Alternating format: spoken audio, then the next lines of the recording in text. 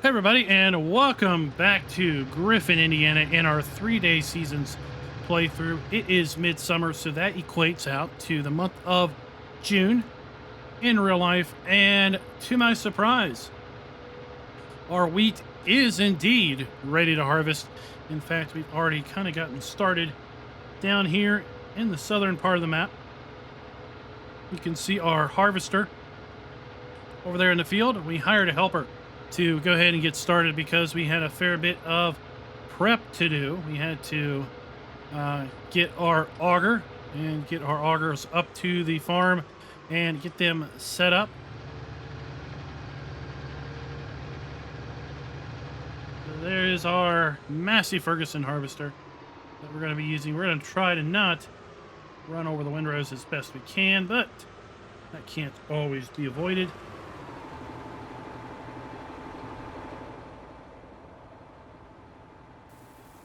There we go. We are using a trailer from the Modern Classics pack. It was a DLC back in 17, but I think it's just a mod here in 19. That can be found over at the Giants Mod Hub, as can this Massey Ferguson harvester that is over at the Giants Mod Hub.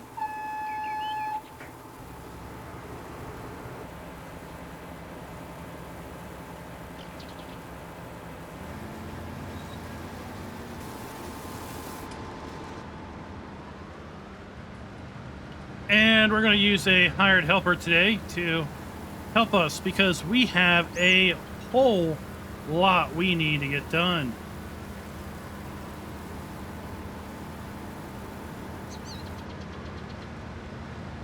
Come on. Let me unload you. Okay. So what do we need to get done today? Well, we need to harvest 3 fields of wheat. We need to bale 3 fields of wheat. We need to collect 3 fields of wheat bales off the field.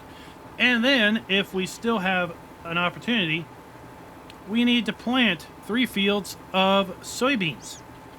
Because today is the very last day that we can plant soybeans.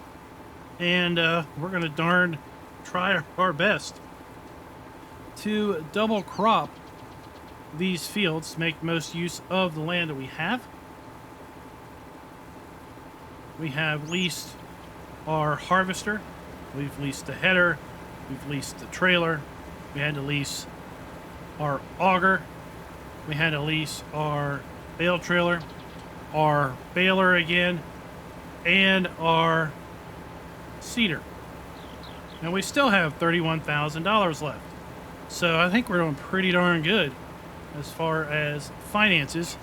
The hay from the other day, that sure did go a long way in helping us out, that's for sure. All right, we've got that one emptied out. We'll just park this here.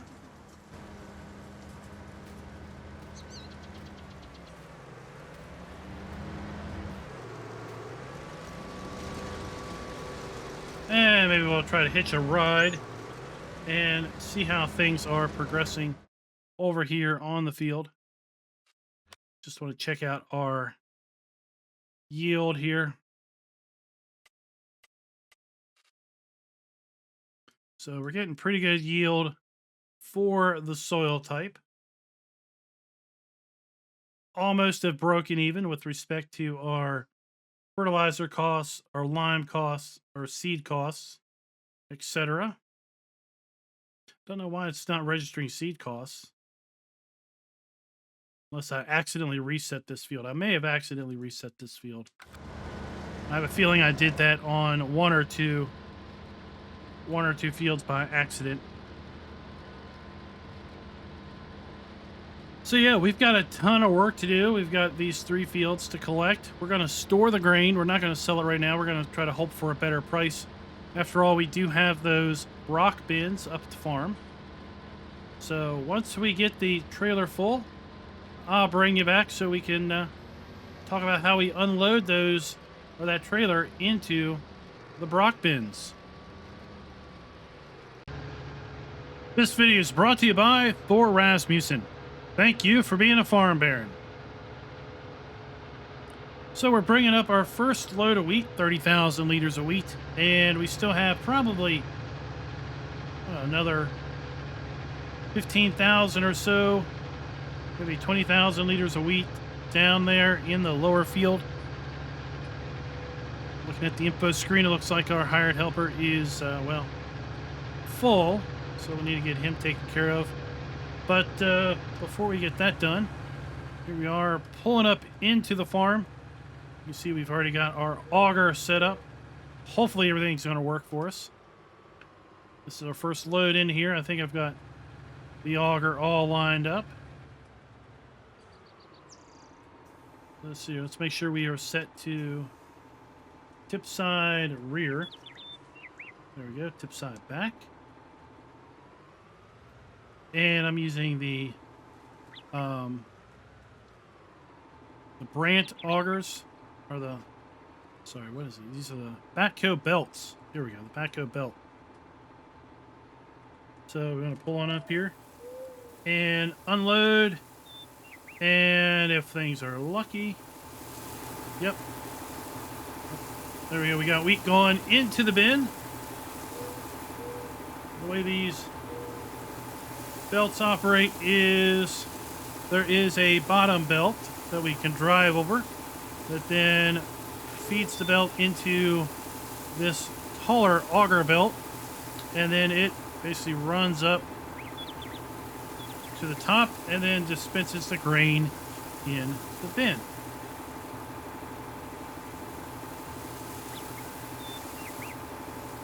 There we go.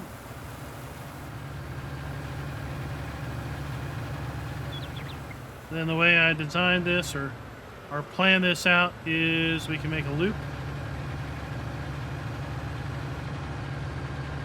and then make our way back to the field.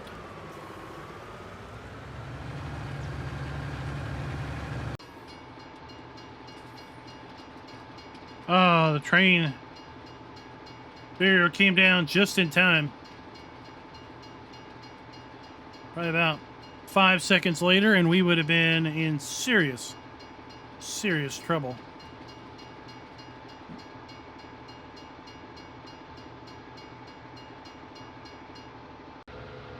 So I was pleasantly surprised. Looks like we got nearly 26,000 additional liters off of that far southern field.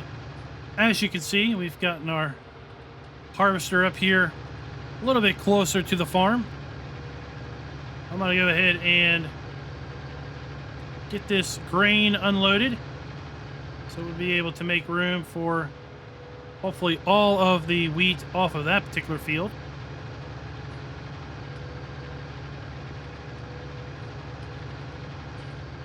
We're in a little bit of a time crunch because I've just learned that we've got some rain possibly moving into the area later this evening, probably in about 4 or 5 hours from now. So really wanting to get this crop up off the field and get the straw up off the field before the rain comes in.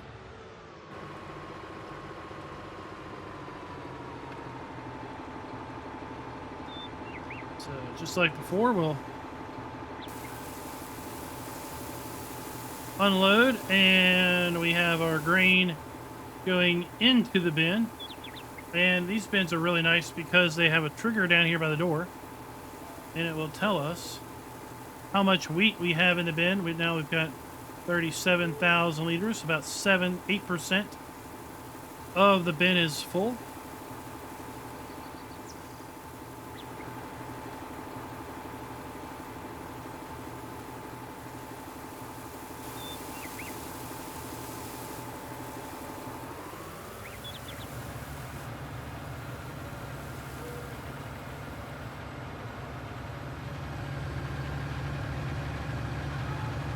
All right, so let's go ahead and head on down and see if we can't get this second field of wheat harvested. I have to say, I am really surprised at the nice yield we are getting. I was not expecting to get over 30,000 liters off of this smaller field, but here we are. This trailer is nearly full. 26,000 liters will hold 30,000. And we'll go ahead and fill this trailer up and dump it. And we'll have about a half a trailer, I would say, still on the field here.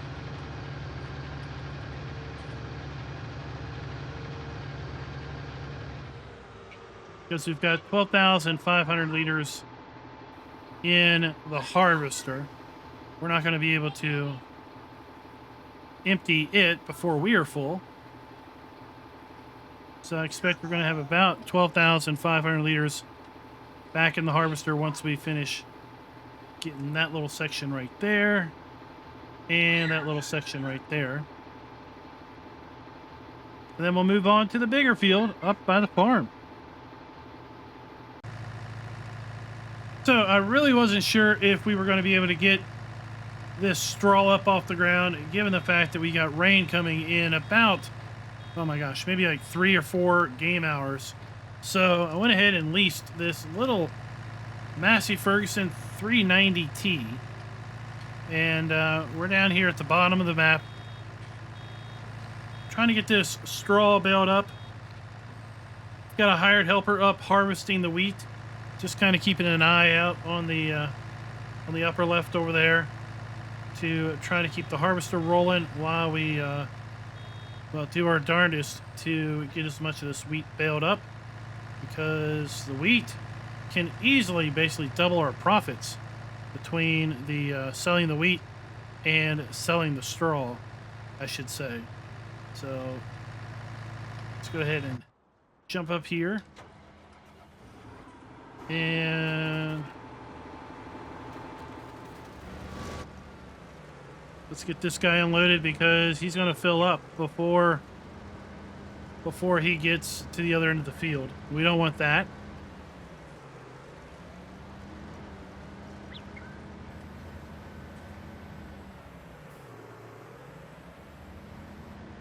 So we're getting about 3 passes. 2.5 to 3 passes filling up the harvester. So like I said, we're getting really great yields off of our fields here. We're at 80%, so we're just going to let that run for a little while. I found that harvester really is kind of slow to unload, which typically I wouldn't mind. But, yeah, we're kind of under the gun because we've got rain. Let me show you. We've got rain coming. And I don't really mind planting soybeans in the rain. Probably wouldn't want to do it if it's, you know, heavy rain in real life, but I don't mind doing that in game. But the rain will cause our straw to go away. And like I said, the straw can easily double our profits. So yeah, it's all about a race against time at this point. We've gotten all of our wheat harvested now, and I am almost done baling the smaller field just below the farm. I'm kind of at a point where I'm not really sure what I should do first. I don't know if I should stop baling and collect the straw that I have baled to this point, or if I should just go ahead and continue baling straw until either I'm done or it starts to rain. So we are at 4:45 p.m. We got rain coming up in the forecast now. And let's go ahead and see how much wheat we have managed to get off of these 3 fields. We're up to 181,000 liters of wheat. So I would chalk it up to about 200,000 liters of wheat between all 3 fields.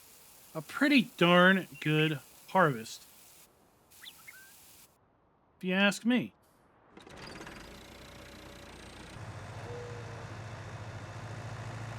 So yeah, we've got just a few more passes on these windrows on this lower field. Farm is up there on the hill. And then, of course, we have the baling of the big field.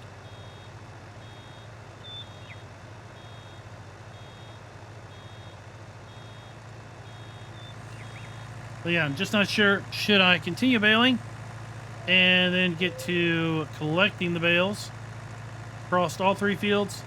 Should I put a pause on the baling and get the bales off the field and sold that are already created, and then possibly risk losing all or most of the straw off of the big field? Of course, if we leave the straw bales on the field, they will lose some capacity, but they won't totally vanish. They'll lose a little bit of capacity.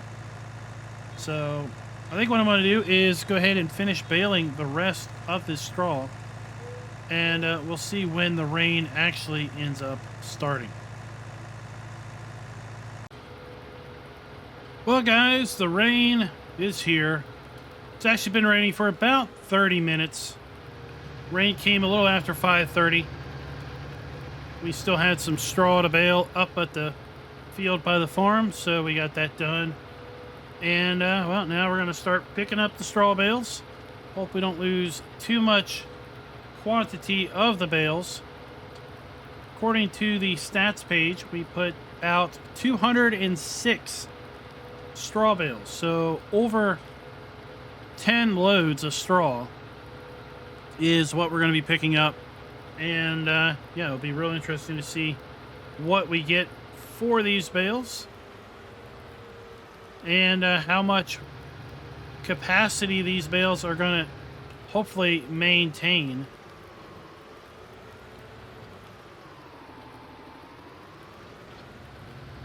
Yeah, 10 loads. That's going to take a little bit of time to pick up for sure. It is 6:08 p.m. I think we're going to be having a very, very long night in getting these bales picked up and getting the soybeans in the ground.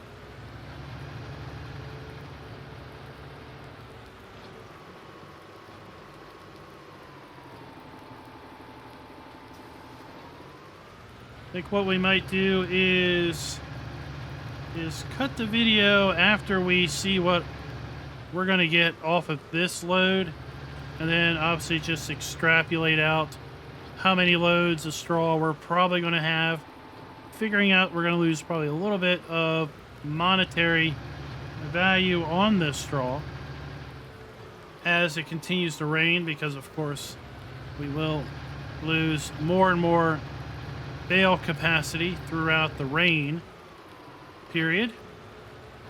And we'll get the soybeans in the ground, and when we come back it will be late summer. We won't have to put lime on the field. We're not going to have to fertilize our fields, so we'll just have to see what kind of fun and excitement we might be getting into. We might take a look and see if there's some harvest contracts or maybe some fertilizing contracts to occupy our time.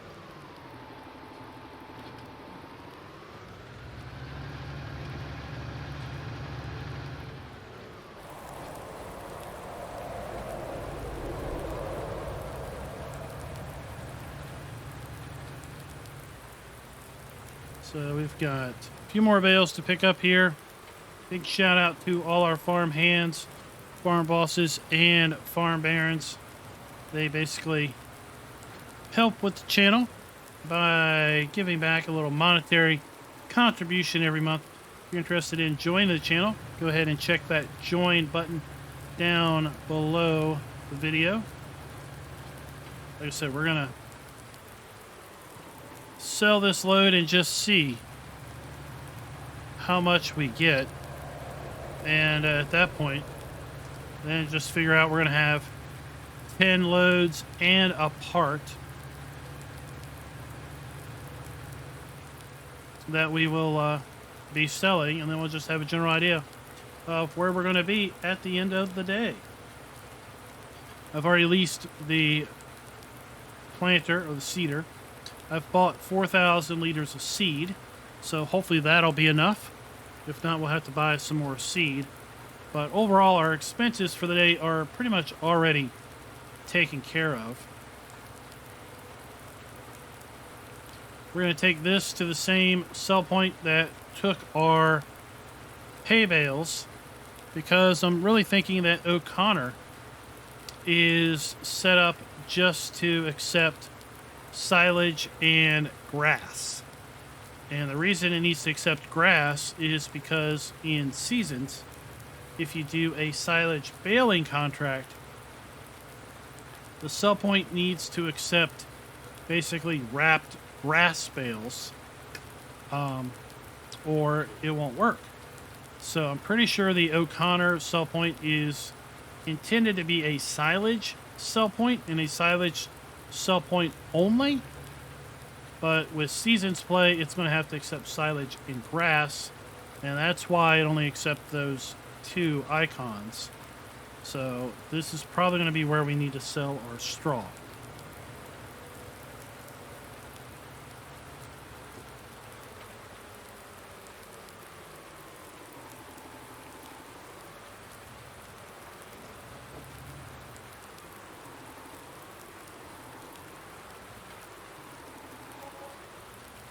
So $3,400 for those 24 bales.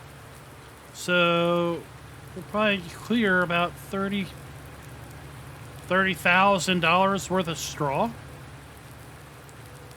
Get ourselves back up to about $50,000, which is kind of where we were before we started all of the leasing for our harvest. Because I have to say, is pretty darn expensive. We've got what do we got? $31,000. Oh, sorry, that's not it. Where is it? Leasing expenses. $77,000 in leasing expenses. Now, that's a little misconstrued because I originally leased that big case planter that we used to put the wheat in, and I leased the Kloss Xerion 5000 that we needed for the planter, but then I realized that that planter doesn't allow direct seed, so I had to basically refund the leasing costs for those two things, and that's why we had $20-some thousand of other. That was the refund of the leasing costs for that big planter and the Kloss Xerion. So we really have about $40,000 worth of leasing costs to lease the harvester, the header, the baler, the bale trailer, and the seeder, and that little tractor. So yeah, it's pretty darn expensive, and that's why we want to get as much money as we can off of this harvest, which includes trying to get as much as we can off this straw. Given the fact that it's raining, we just kind of need to hurry up. So until next time, happy farming.